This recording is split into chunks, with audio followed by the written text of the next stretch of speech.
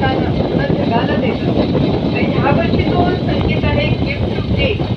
Gift to gain म्हणजे काय की तुम्हाला उदारता, सहकार्य आणि परस्पर समर्थनाद्वारे आपण उभं करण्याचा प्रयत्न करत आहोत.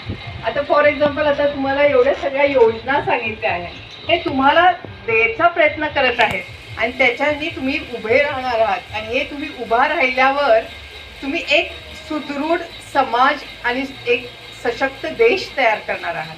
त्यामुळं तुम्ही ह्या योजनेचा फायदा घ्या.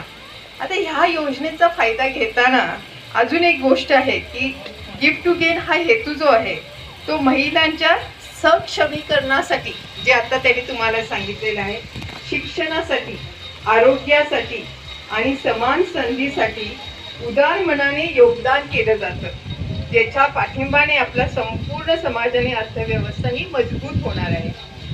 तर हे करताना आपल्याला आपल्या आरोग्याकडे पण दुर्लक्ष करून चालणार नाहीये. आज मला ह्या गोष्टींवर बोलण्यासाठी नाही बोलवलेलं आहे, मला आरोग्याच्या बाबतीत तुमच्याशी बोलण्यासाठी बोलवलेलं आहे. तर मी आरोग्याबद्दल आता तुम्हाला 4 गोष्टी सांगते.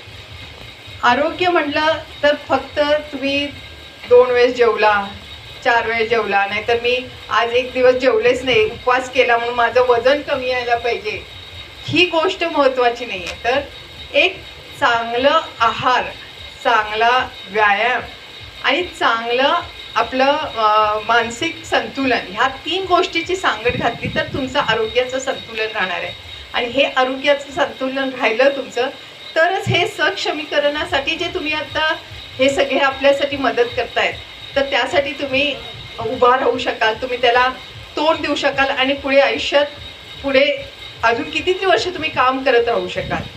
तर जेव्हा आपण आहाराच्या बाबतीत बोलतो, तर आहाराच्या बाबतीत बोलायचं झालं तर सुरुवात ही आपली दिवसाच्या सुरुवातीला उठण्यापासून सुरुवात होते.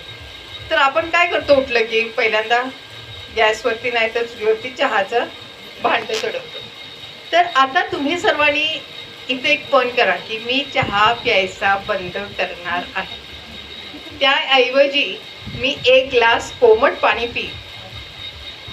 परत आजकाल एवढी मुबलकता झालेली आपल्याकडे ड्रायफ्रुट्स वगैरे एवढे छान मिळायला लागलेले आहेत की कोणीही सहज आणू शकतं.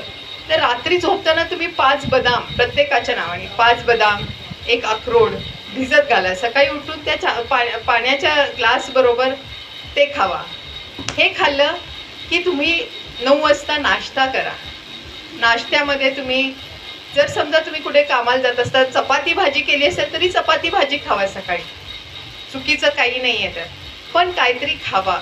ब्रेकफास्टला काहीतरी 1 वाटी तुमचं पोहे खाल्ले, नाहीतर 1 वाटी तुम्ही नाहीतर 2 इडल्या खाल्ल्या, उपीट खाल्लं, हे काहीतरी तुम्ही 9 वाजता खायला पाहिजे. 11 वाजता एखादा फळ खावा. दुपारी 1 वाजता जेवताना जर तुम्ही चपात्या खात असाल तर त्यावेळेस भात खाऊ नका, भात खात असाल तर चपात्या खाऊ नका. का?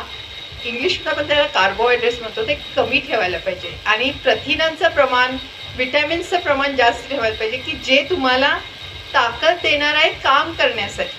त्यामुळे तुमच्या जेवणामध्ये भाज्याची अमाऊंट जे हे आहे ते वाटीभर जास्त असू दे. परत तुम्ही डाळ खात असाल तर डाळीचा अमाऊंट जास्त पाहिजे. जेवणाची सुरू